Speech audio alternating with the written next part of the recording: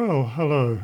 My name's Adrian Gilbert, and I'd like to welcome you once more to the Invisible College. Now, today's lecture is called The Way to Enlightenment, a Visit to the New Jerusalem. Bit of a mouthful, I'm afraid, but I think you'll soon get the hang of this, and you'll see how this does fit in with the whole series that I'm doing now on self-development, transformation, following the way. Now, you may remember an earlier lecture I did, which was based on the Pilgrim's Progress, the idea of how the Fool in the tarot cards represents the pilgrim, starting off on his journey to enlightenment, journey to going through various experiences. And within the Pilgrim's Way itself, there was a very important moment where the pilgrim comes up to what's called the Wickety Gate.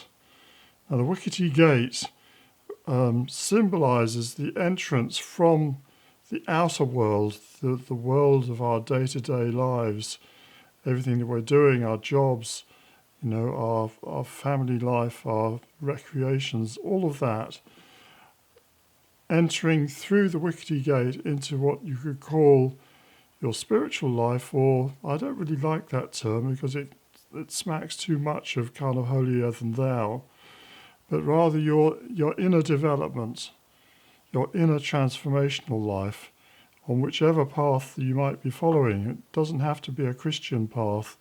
It doesn't have to be a Buddhist path or a Mohammedan path or any other path particularly. It may be even is your own personal path, which nobody has followed before. But anyway, passing through the Wickety Gate symbolises a major transformation on that journey, moving from one level up to a different one. And we're going to investigate that further in this lecture. Now, of course, the pilgrim himself, when he passes through the Wickety Gate, that's not the end of his journey by any means. Where he's trying to get to is what's called the Celestial City, which is a beautiful image, I suppose, of the heavenly resurrected realms, where we would like to get to at the end of our lives even. But there's a more mundane and more prosaic understanding to this as well, which is connected with following the way and finding the core, the higher, the place that from which great knowledge emanates. And within the Bible itself, of course, this ties in very neatly with the teachings about the New Jerusalem. And interestingly, the New Jerusalem itself, it comes to us in the Bible in the last couple of pages. I mean, we've got all this Bible here, right? Starting with the book of Genesis and Adam and Eve and Noah and his ark and Abraham and all of that. We go through Exodus and Numbers and all of the things that happened with the kingdom of Israel and the book of Samuel, Kings. Eventually we come out to the Gospels of Matthew, the whole story of Jesus. We end up with the epistles of St. Paul and other apostles. And at the very end of the book, we come to the last book in the book, which is the Revelation or the Apocalypse.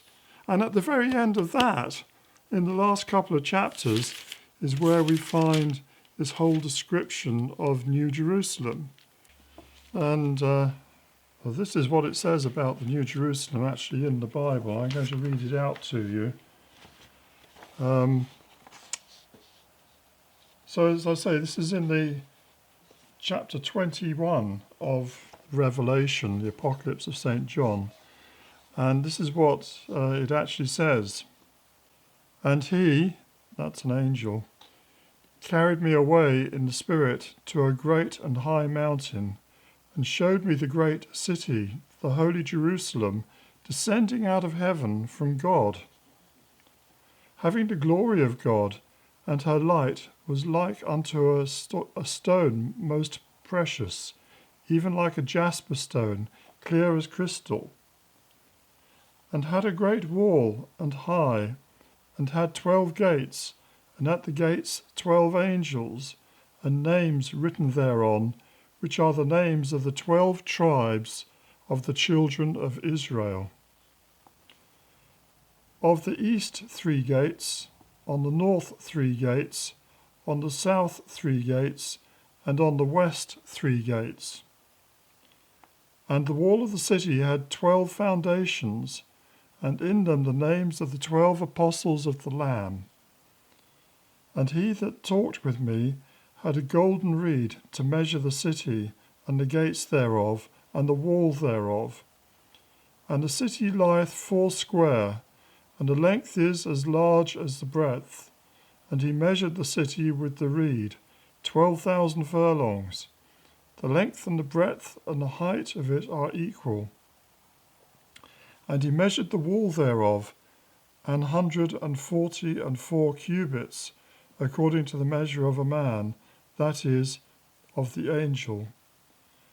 And the building of the wall of it was of jasper, and the city was pure gold, like unto glass.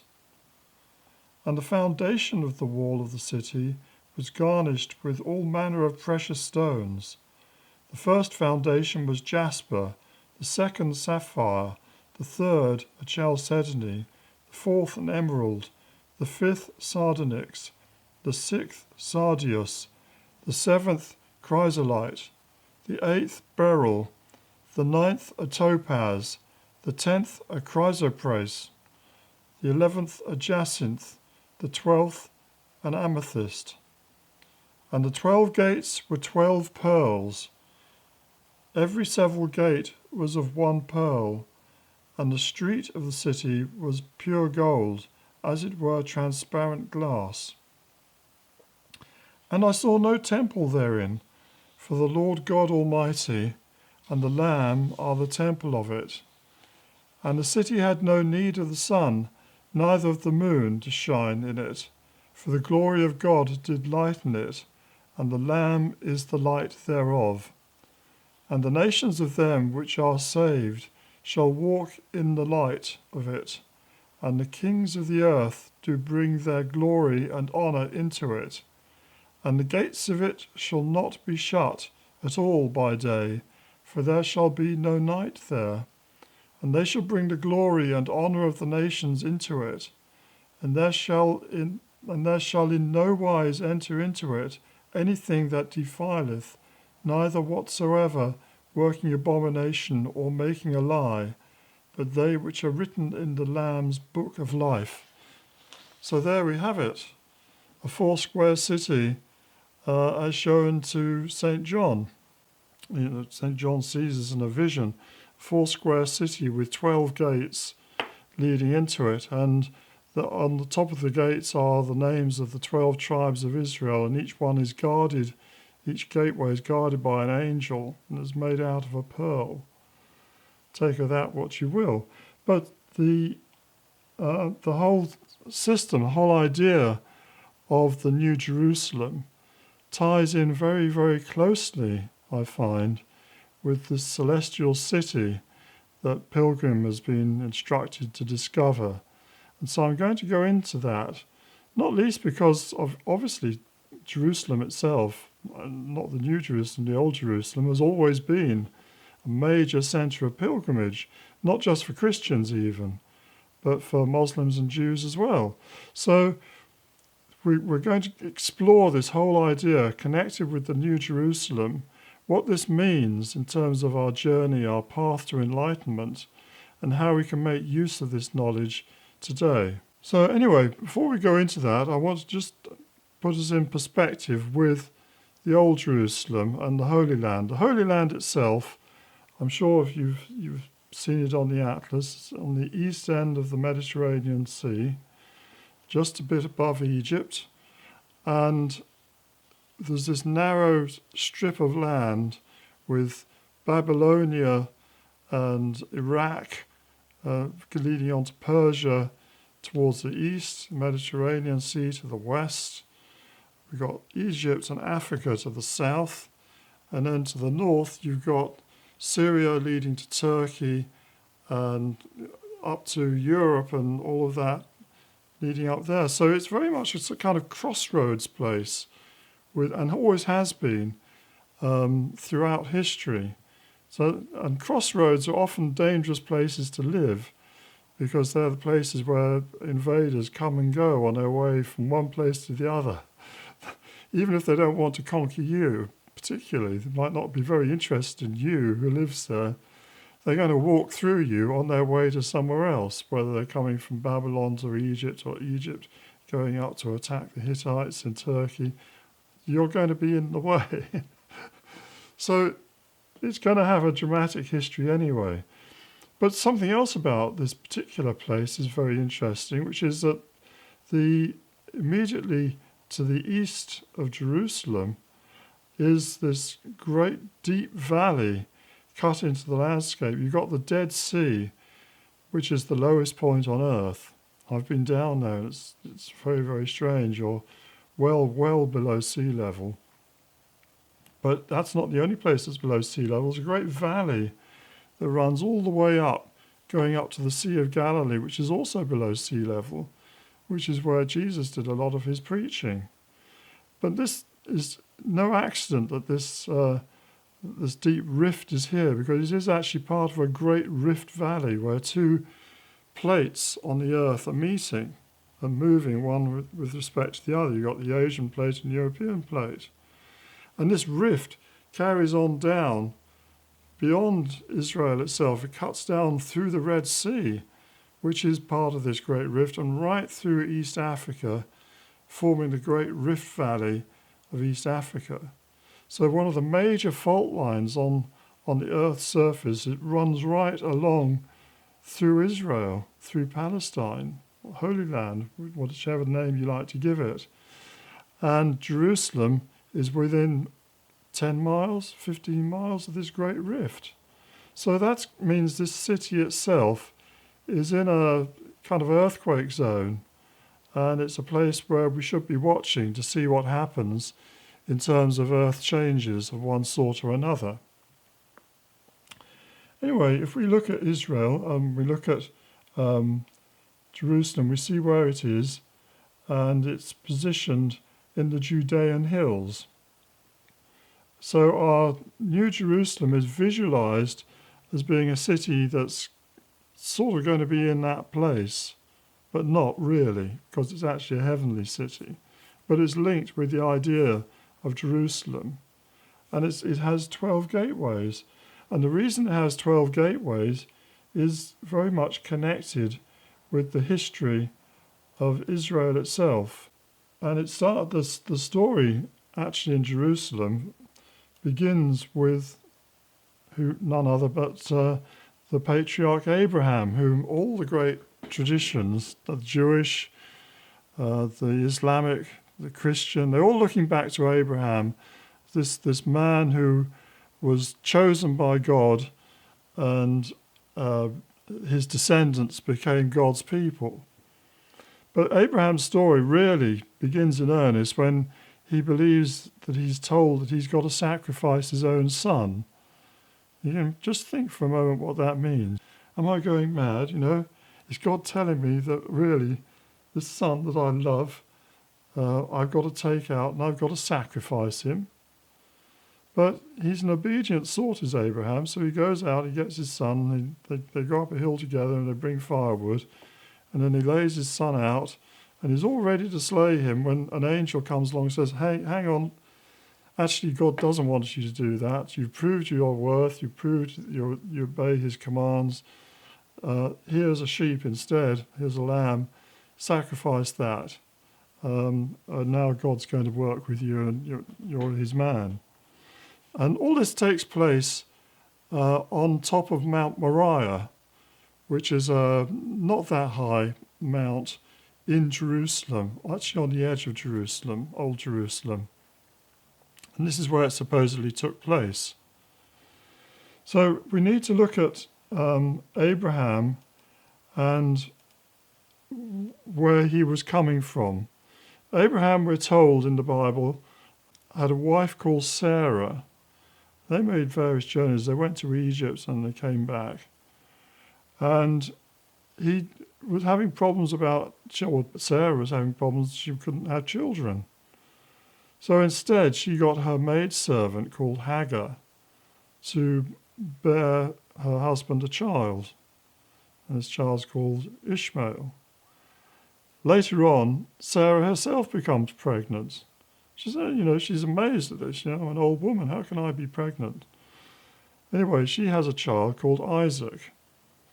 Now, Sarah then becomes very jealous of Ishmael and persuades Abraham to throw Hagar out with her son Ishmael from the household, and they're chucked out into the desert.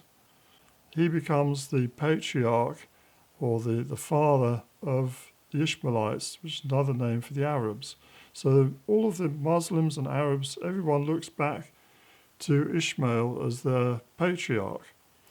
Jews, on the other hand, look back to Isaac. So a lot of the problems that are occurring around Israel at present, you could say, date from this situation when Abraham, persuaded by his wife Sarah, chucked out Ishmael and split the family, as it were, and created great enmity between these two half-brothers, Isaac and Ishmael, and their descendants, who are all basically cousins. The Jews and the Muslims are basically cousins. So all of the problems that we see around Jerusalem, the risks and the potential for causing world wars, all, you could say, stems from this. Now, you might also say, well, that's just a myth, it's just a story in the Bible. Maybe, but there's enough people believe that story to make it true in the present. And this is the problem. Anyway, cut a long story short, Isaac then had two sons, one called Esau, and one called Jacob. And Jacob's the one that interests us. He's the one that all the blessings fell upon. And he had 12 sons. And the 12 sons later became the patriarchs themselves of the 12 tribes of Israel. I should add, you probably remember the story in Joseph in his Technicolor Dreamcoat. He's one of the 12 sons that was sold by his elder brothers. Didn't like him, jealous of him. They sold him and he was taken to Egypt, which actually turned out to be a blessing in disguise, because he then became the Pharaoh's right-hand man.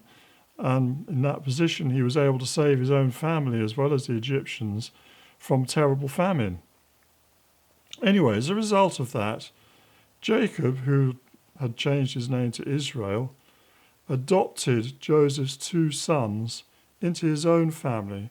One of those sons, Ephraim, took the place of Joseph, his father. So he becomes, instead of being a grandson, he becomes like a son of Israel, of Jacob. And the other son, Manasseh, takes the place of Levi. Levi no longer is a landholder. He becomes the Levites become the priesthood, and they're distributed around the other tribes. So they maintain the number 12. The number 12 is very important. So this is how they get round the Levites becoming the priesthood. One of Joseph's sons takes his place. So we have our 12 tribes of Israel. And they are then, after the Exodus, they go to Egypt and they're taken into bondage by the Egyptians, and then Moses leads them out, wander in the desert. Eventually they come back to the promised land. And they conquer the land, and then they split it up, different bits for different tribes. And this is more or less how it was split up. There are slight variations in how people believe this was, but this is sort of more or less the map of how they distributed the land among themselves. And you'll notice here that Jerusalem itself is within the precincts of the tribe of Benjamin. Benjamin was the brother of Joseph, the younger brother. And the Benjamites ally themselves closely with Judah, the Judahites, or the Judeans, the Jews, as they become. And later they form a southern kingdom of Israel, because Israel itself becomes split. Most of the tribes go with the northern part, and just these two tribes remain in the southern part. And the Jews, as we know them today, are descended from Judah. So it's true to say that all Jews are Israelites, but it's not true to say that all Israelites are Jews. And this is a common misconception. Many of the tribes of Israel disappeared or were taken into captivity by the Assyrians. We don't know what happened to them after that for certain. There are traditions in Britain, which I've written about, that they came here, but that's a whole other story. Anyway, returning to our story here. The contended place, Mount Moriah, is where today you will see the Golden Dome of the Rock. Now, I'm going to talk more about that later. This covers over the spot where Abraham is supposed to have been about to sacrifice his son, but instead sacrificed the lamb. And descending, we can put the tribes of Israel, of Jacob's posterity, into this pattern here, distributed round a 12-pointed star. This is very, very important, esoterically speaking, this number 12. We come back to it again and again. 12 tribes of Israel, the 12 apostles of Jesus, 12 months of the year, the 12 members of a jury. It's number 12. It recurs over and over as being kind of like the number of completion, with a 13th standing in the middle.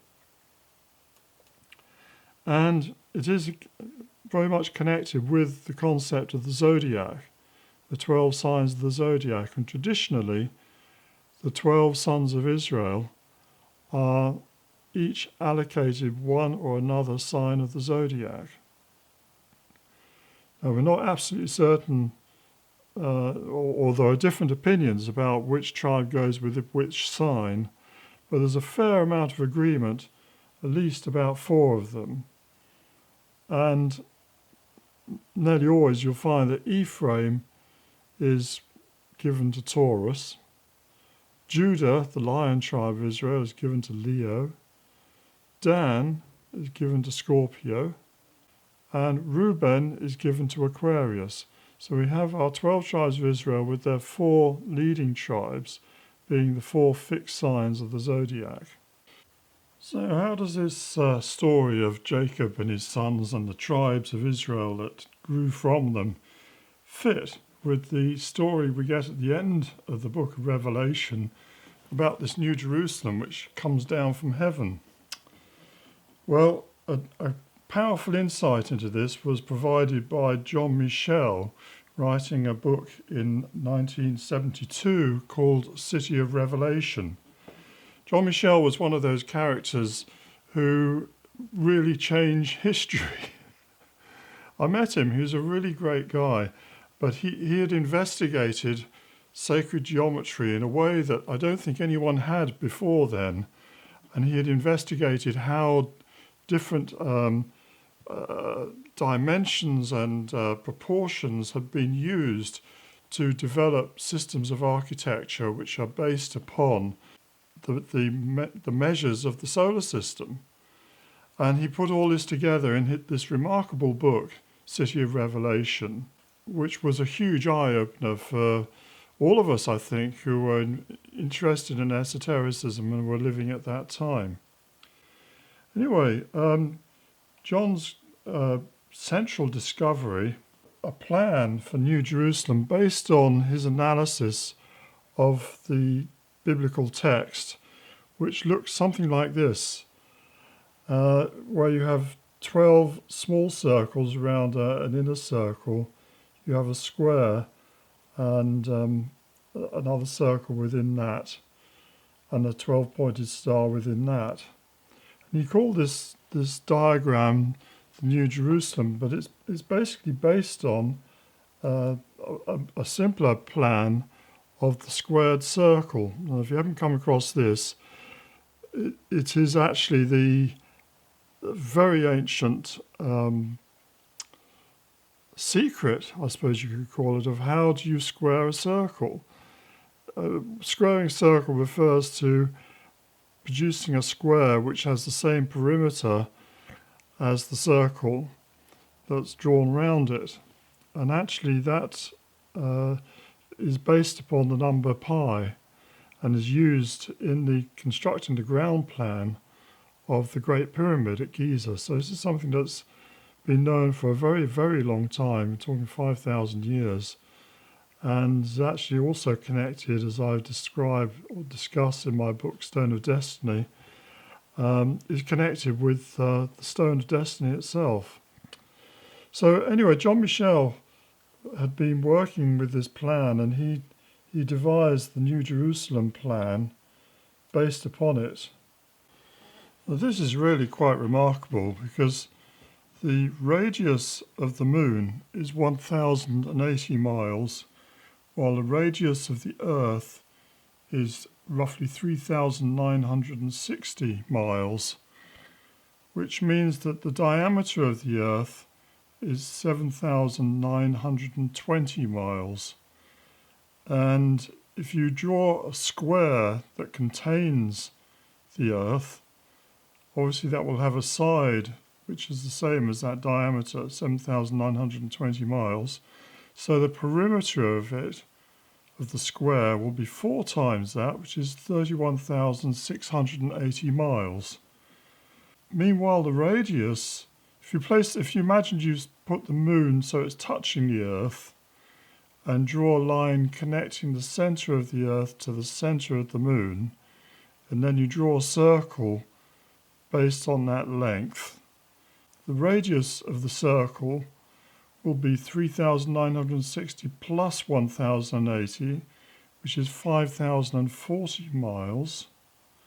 And the perimeter of that circle will be given by the formula 2 pi r, which is 2 times 22 over 7 times the radius 5040, and that also comes to 31,680 miles. So the relationship of the moon to the Earth is actually the same as you would need to generate the circle that has the same perimeter as the square. A truly remarkable discovery. And I remember talking to John Michel about this. I mean, he's actually passed on now. He died a few years ago, which is a great shame, because he was a great guy. But I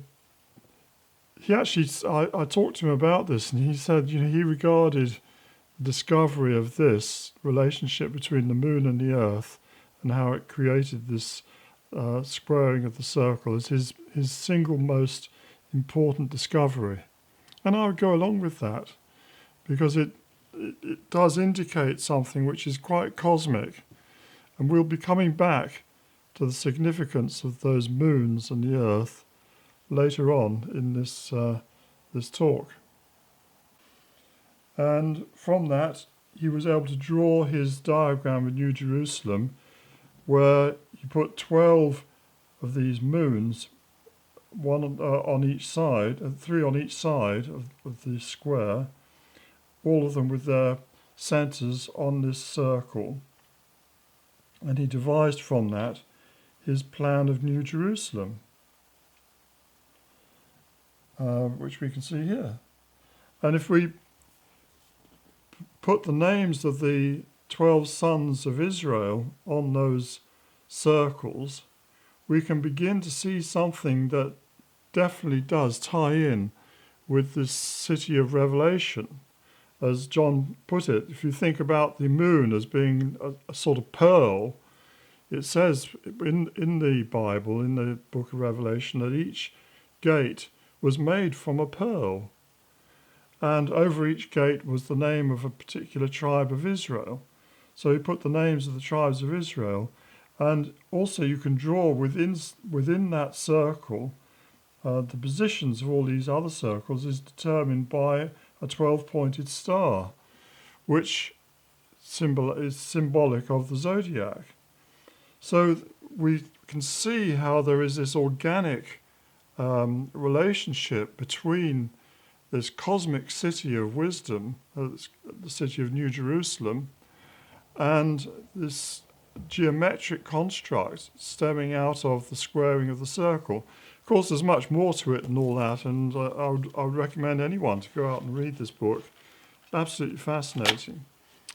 But how does that itself tie in with the picture that we have, that I showed you at the beginning, of New Jerusalem? Well, if you examine this picture in detail, what you see is that running from the 12 gates, which are shown here very clearly, you have actually got a series of avenues. You've got 3 which are running in one direction and 3 avenues running in at right angles to them.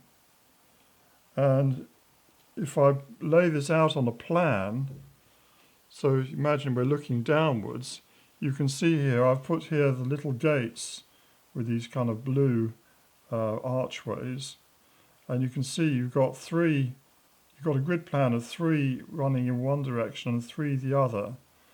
You can think north, south, east, west, and a square around there which represents the wall of the city.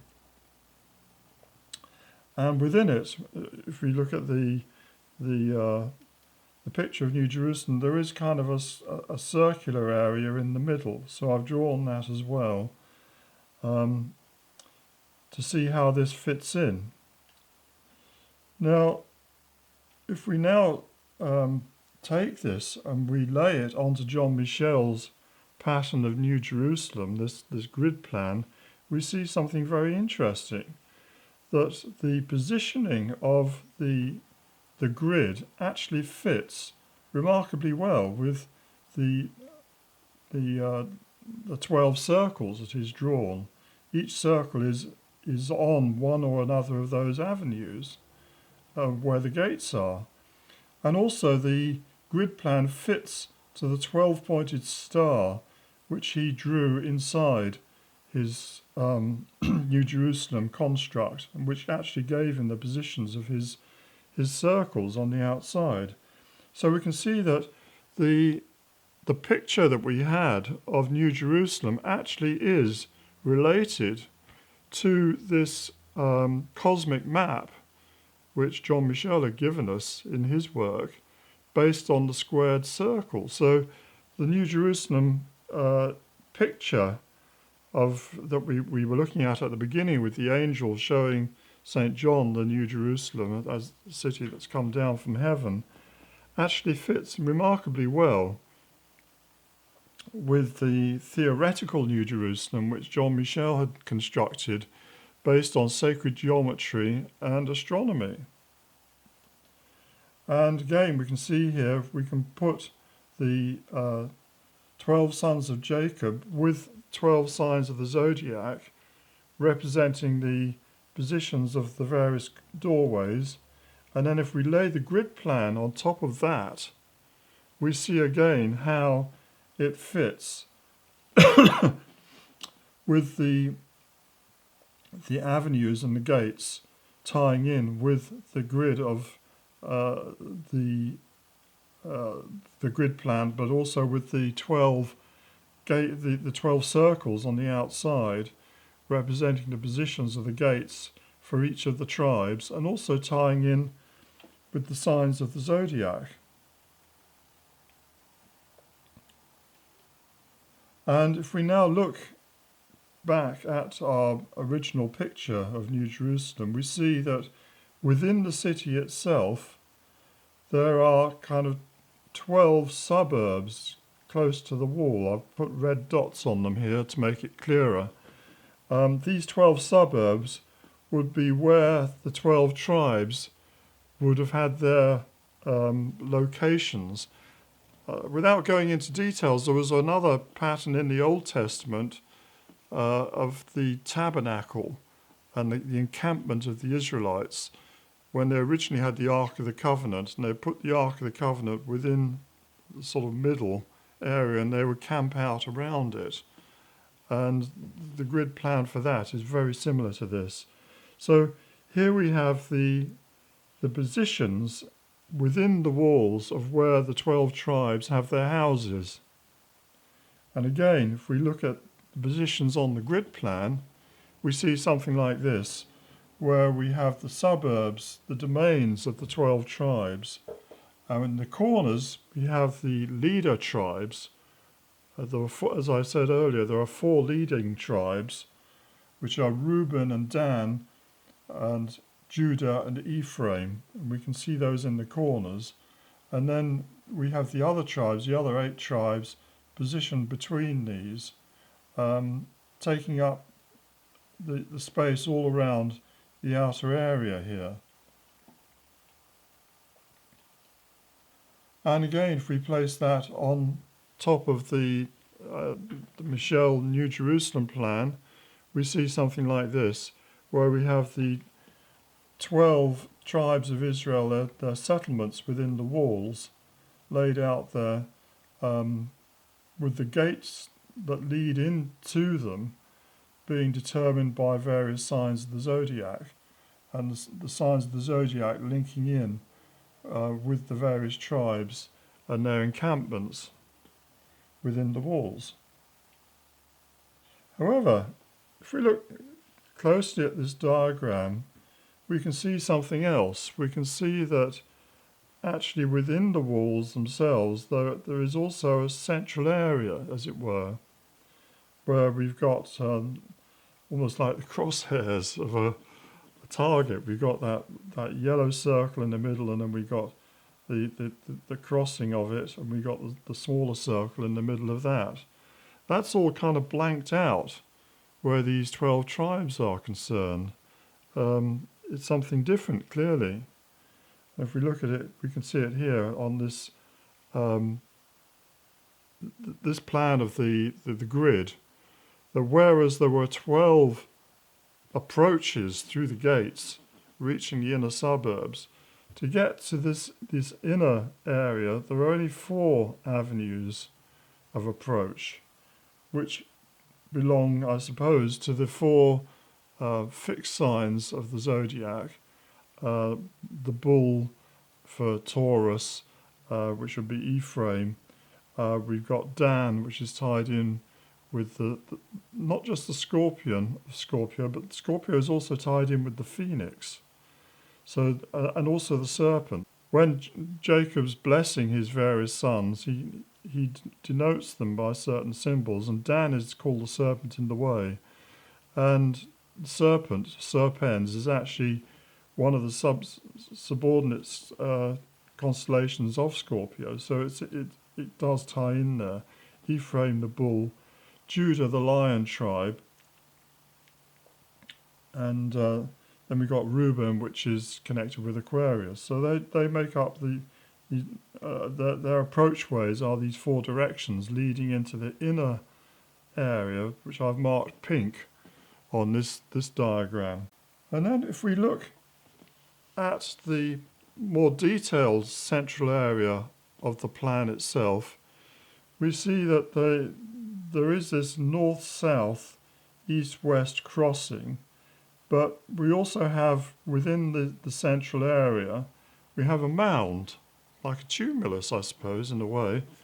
And standing on that mound, we have the figure of a lamb clutching a flag. Now, for those of you who don't know this, who haven't been brought up within Christianity, the symbol of the lamb with the flag is very much associated with Easter.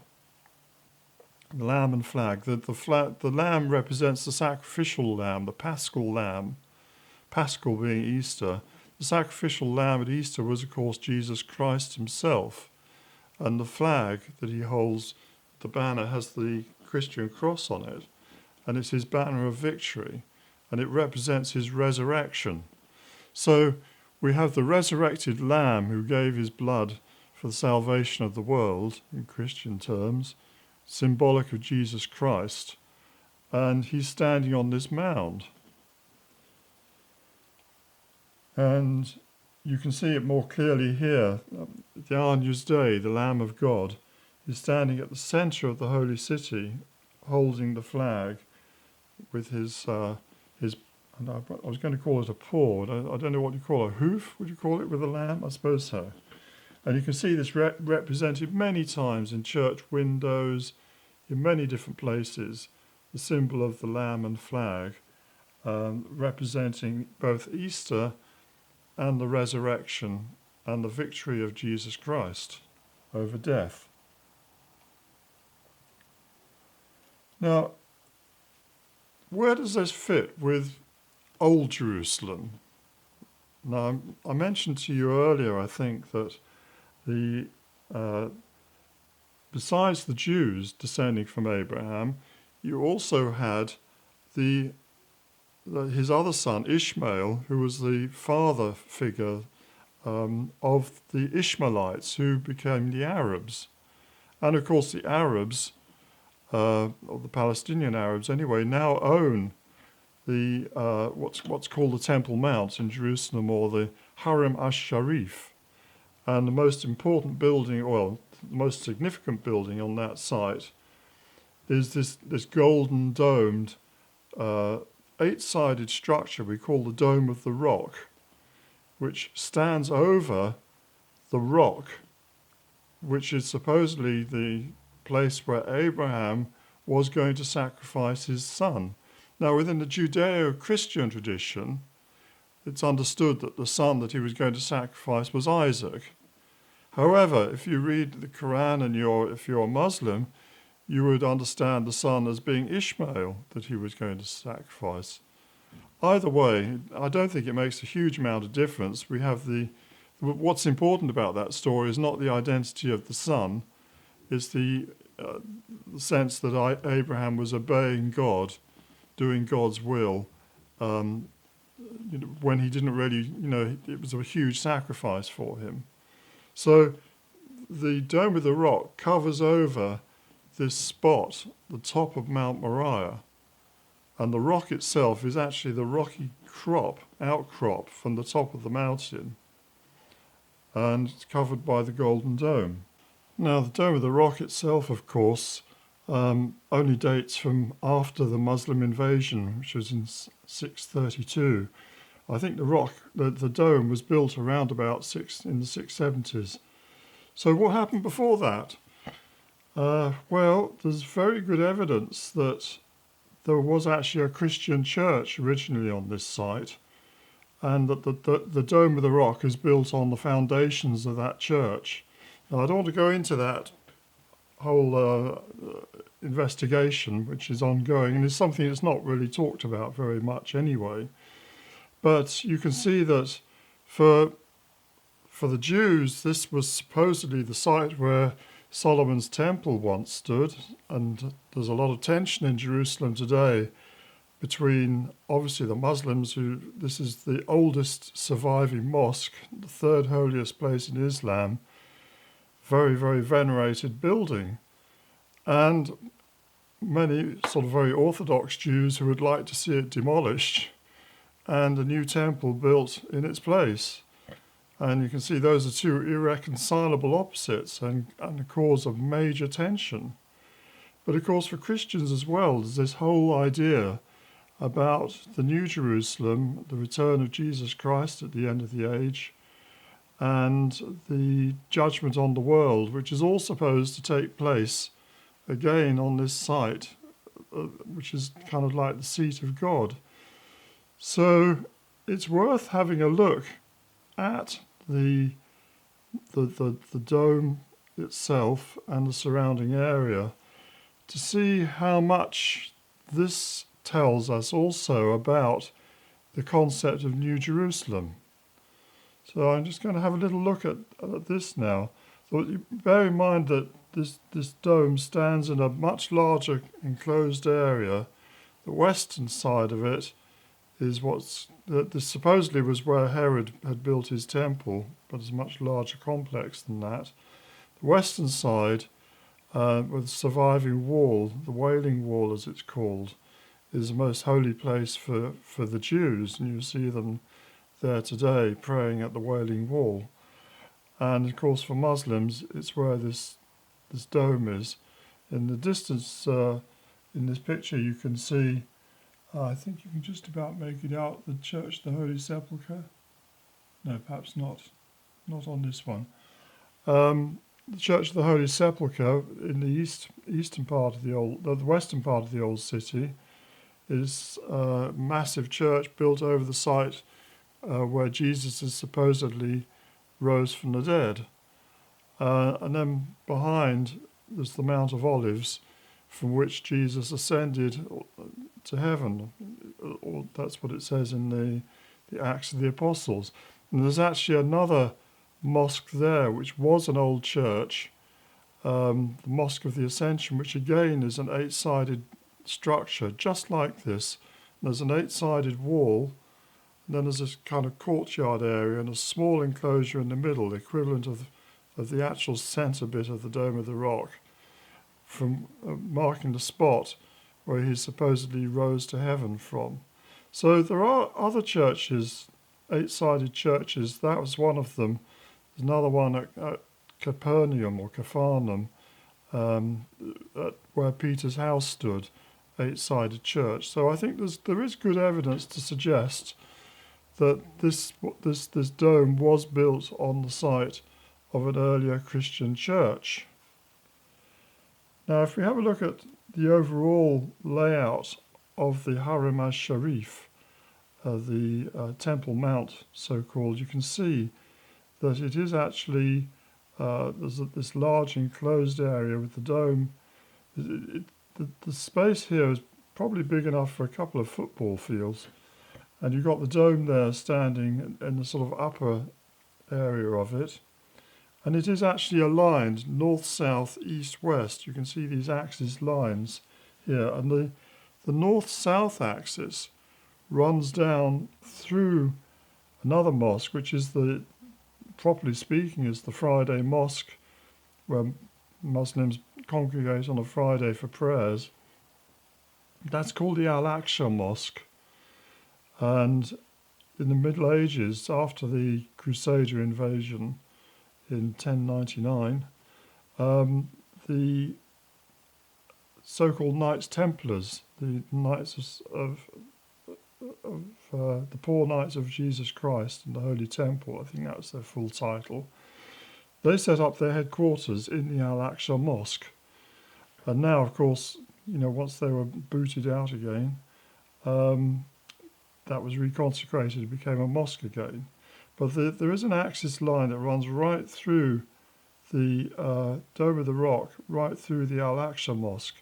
And I think I'm right in saying that Al-Aqsa means the Axis Mosque, which is, of course, on the axis, the north-south axis, which isn't actually the same axis as would run through Mecca.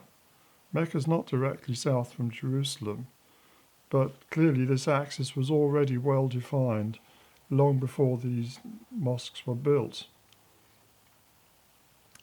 And if we look at a bit more detail at the dome of the rock itself, we can have a look at its ground plan. And here you can see it's an 8-sided building, and you can see the two axes running through the doorways. There's a doorway to the north, another to the south, east, west. And you can see there are 8 pillars around the outer part of the dome itself, and then you've got an inner part with 4 pillars. There are smaller pillars as well in both these areas, which support sort of rood screens and things. But the main pillars are these large ones that you see here marked in black. And you can see the rock within the middle area, and you can actually go underneath this rock. There's the stairs that lead underneath it, and you can look up. There's a hole that rises from within the rock, which is supposedly, it's like a chimney, I guess, supposedly where Muhammad is supposed to have risen to heaven on his heavenly beast. I don't think he's ever actually visited Jerusalem. This has all happened within his sleep, within his dream. At least that's how I understand it. So this is what makes this such a holy place for the Muslims. Now, if we have a look at, we place the grid plan on it, the grid plan of New Jerusalem. Again, it's remarkable the way that it fits. We can see that the positioning of the pillars is exactly defined by the grid, that the way the pillars are lined up fits the grid plan to a T. So we can say that, in a sense, this Dome of the Rock is a kind of miniature version of New Jerusalem. That seems to be the message that's contained within it. And actually, if we look at the central area of the dome, then we can see that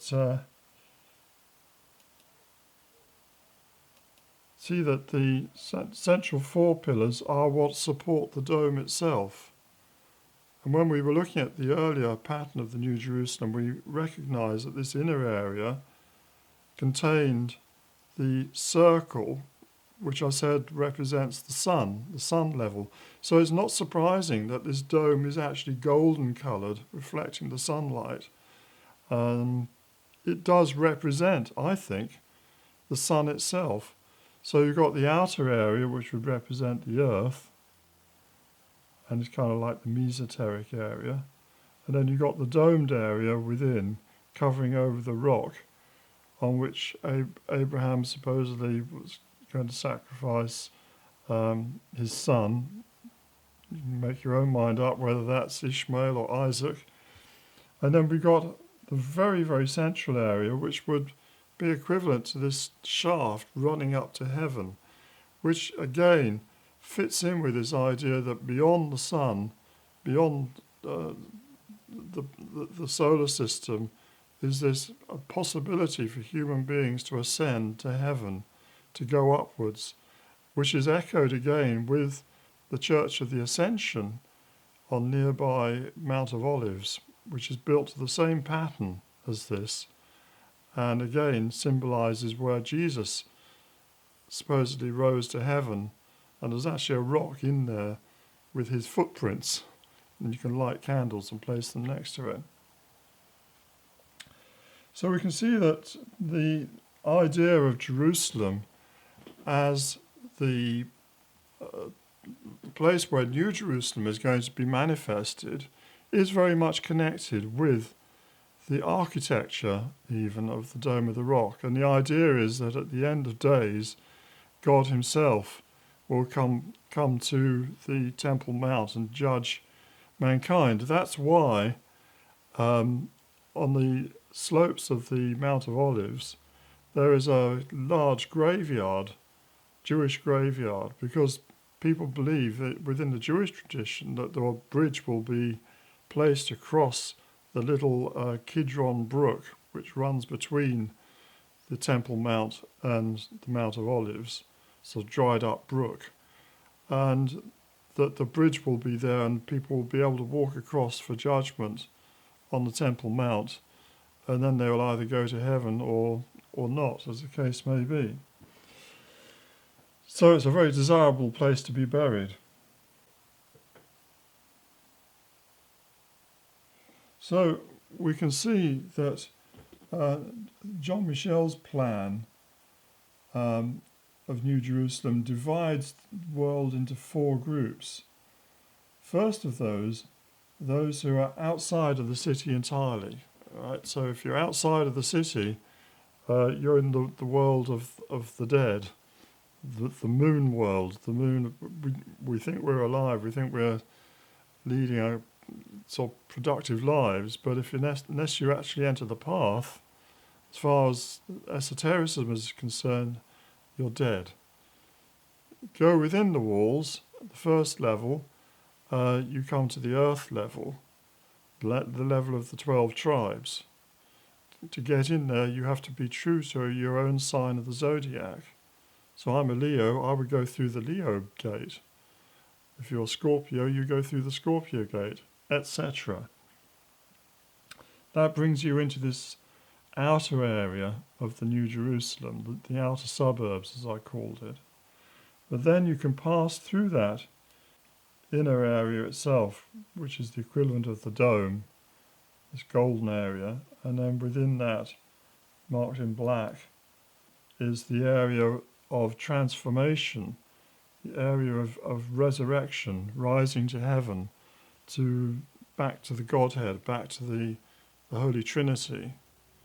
And that might seem very sort of mystically nonsense to people who've grown up with the kind of Dawkins idea that there is no God, there's nothing there.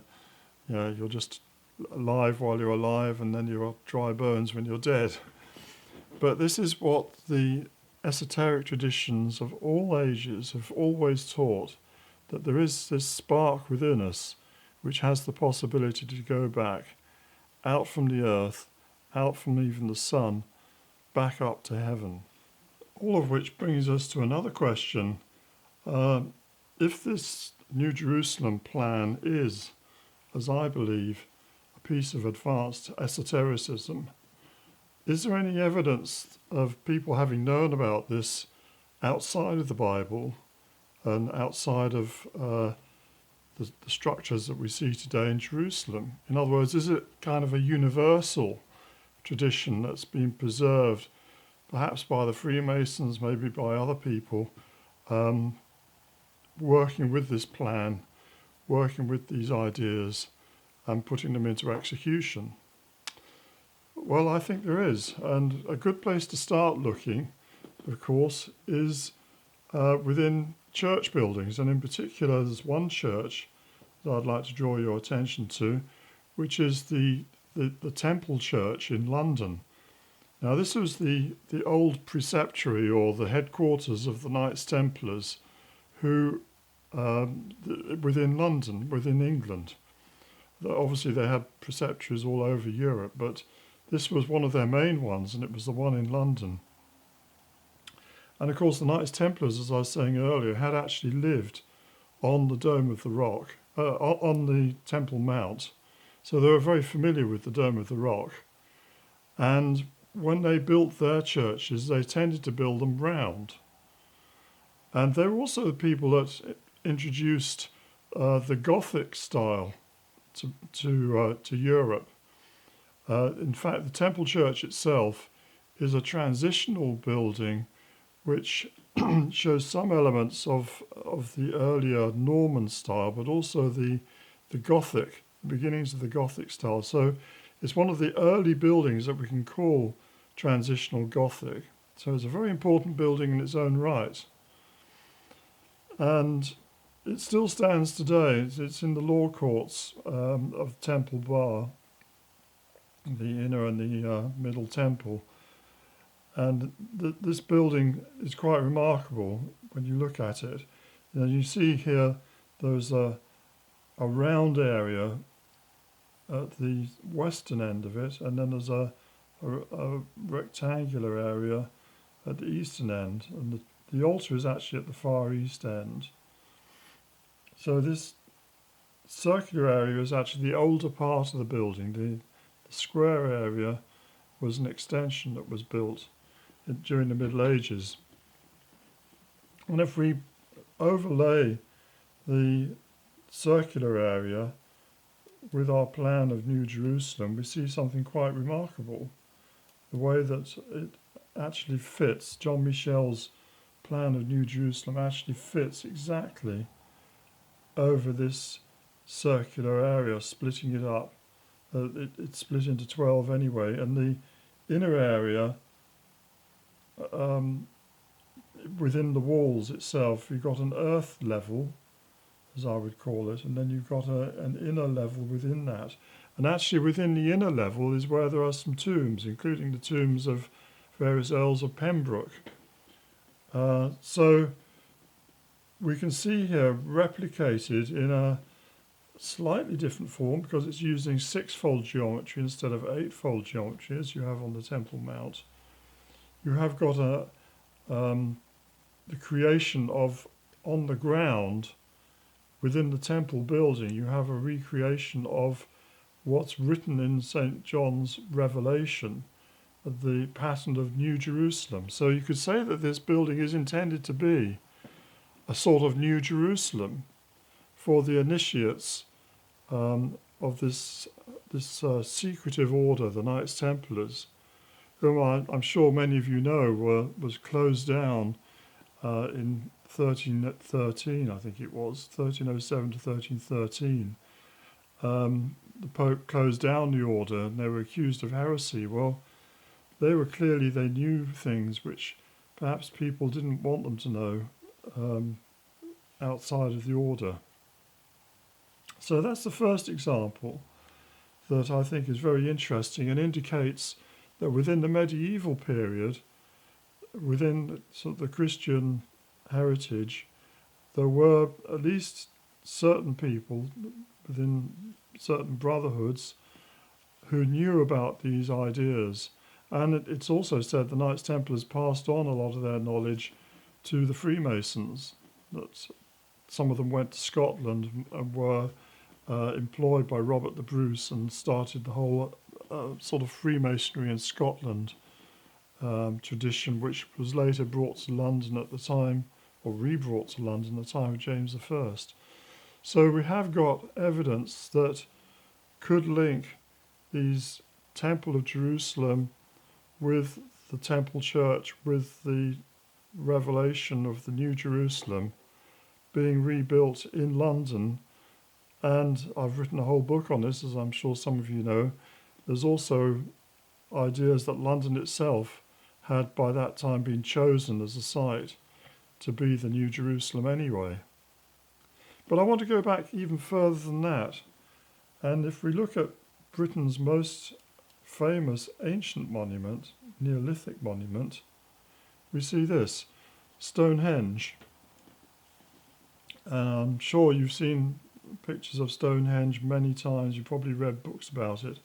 But basically you have an outer earth, bank and ditch monument. Now there's many of those in Britain.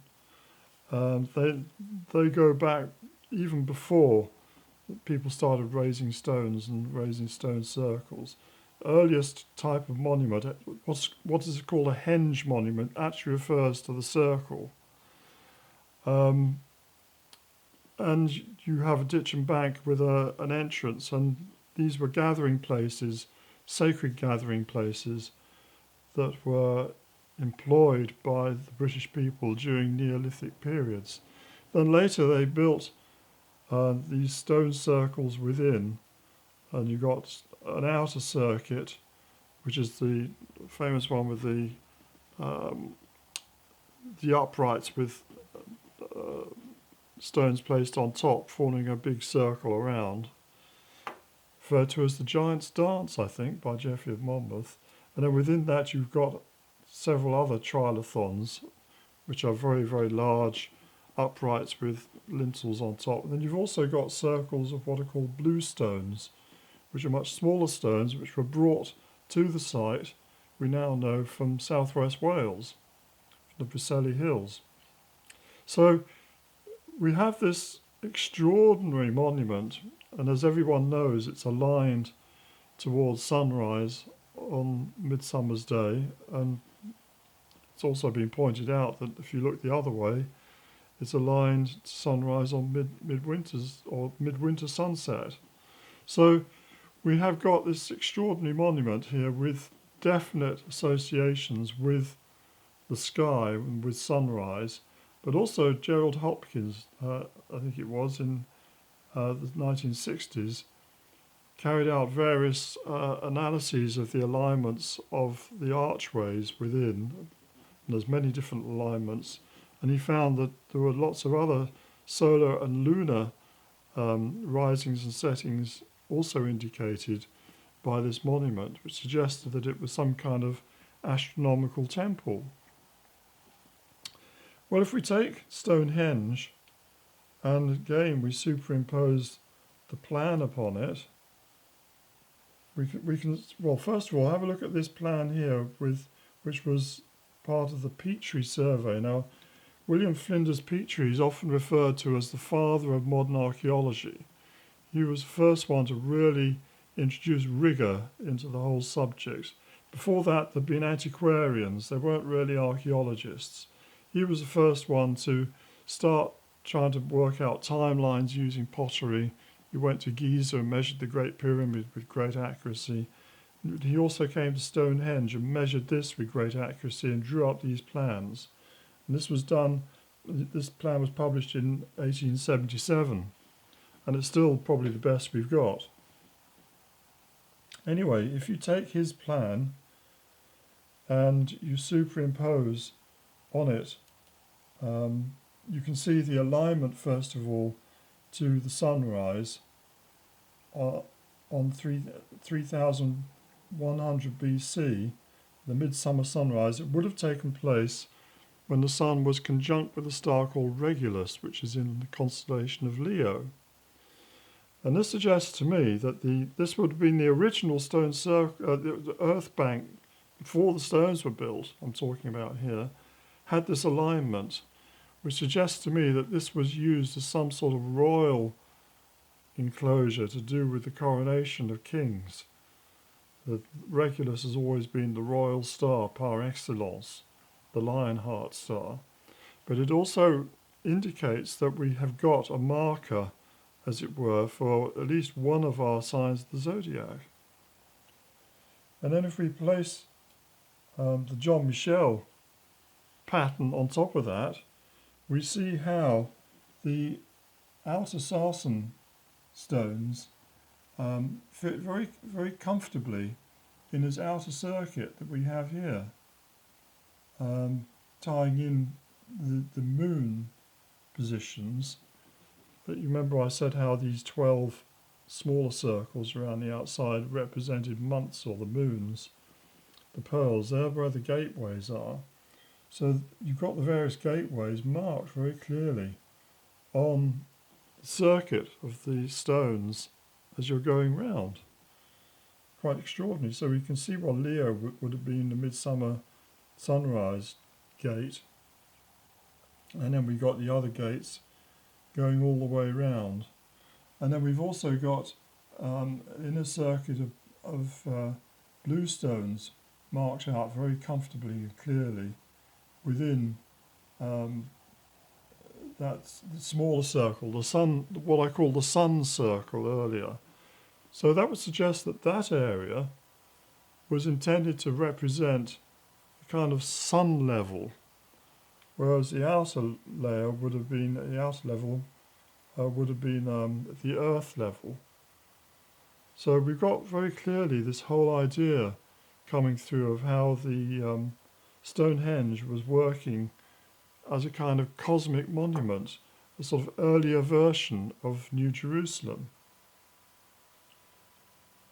Now, if we go back to the earlier plan again, we can see how we can also lay on top of it the grid map of the New Jerusalem that we had designed before for the Holy City, which again is emphasizing this whole connection between whatever was going on in Stonehenge and the New Jerusalem plan within the book of Revelation. But this is thousands of years earlier. We've got to kick ourselves. Remember, this is, this monument was being built between around 3100 BC and perhaps around 1500 for its latest last incarnation, as it were. So we're looking at plans here which go way back, long before even the Kingdom of Israel was formed. So there seems to be something similar also going on in Britain here with Stonehenge. Now, but I want to draw your attention to something else before we leave this subject. And that is, if we go back to the earlier view of Stonehenge that we derived from this aerial shot, and you can see the outer bank. And I started thinking, well, what's this outer bank for? I mean, we've got the New Jerusalem pattern fits very nicely around just the stony bit in the middle. Why have we got the outer bank? And I saw a clue to this in another book, which is called The Canon, by William Sterling, also written in the 19th century. And if we take, first of all, Petrie's survey, we look at that again, we can see the layout, very accurate layout that he did, even with contours drawn for the outer ditch and bank on the outside there. And then we compare it with a diagram William Sterling produces of what he calls the Holy Oblation, which is kind of like a cosmic layout based upon the positions of the planets within the solar system. And you can see here a couple of them are marked. You've got circle of Mars contained within that square. You've got the Sun shown going on a circuit. You've got 4 circuits going round it, which represent the circuits of, I think it's Mercury. And then he's got the circuit of Jupiter going around as well. And then you've got the outer circuit would represent the zodiac, the constellations, the stars outside. And he's based this on this pattern here of the universe, which is the traditional way that people would see the positions of the stars and the planets. You had the sort of planetary rings going out from the centre, and then you had marked by stars about the fourth row in. You've got these stars marking out the position of the fixed stars, which would correspond with the zodiac. And I couldn't help thinking that the pattern that we have here, and I haven't investigated this fully, but the pattern we have here somehow seems to represent this full solar system. The outer ditch and bank representing the outer cosmos, the zone of the fixed stars, while the inner area is marked by the stone circle, represents our inner solar system in some way. And what that ties in with is something else I wanted to mention. We're talking about self-transformation, resurrection, ascension. And as we mentioned with Jerusalem, there was this idea that to get to heaven you had to go up through the central chimney, from the Dome of the Rock. Remember I was saying about the stone and it had this hole through it. Muhammad is said to have risen to heaven there. The idea of Jesus rising off his rock, going to heaven up there. These represent progressively moving inwards. We move in from the circuits of the planets. We move to the circuit of the sun, the earth. We going within. And the idea is that to find heaven, you don't go out through Saturn's rings and then out through the zodiac. That won't take you there. The way to get back up to heaven is actually within, through the heart and the ascension.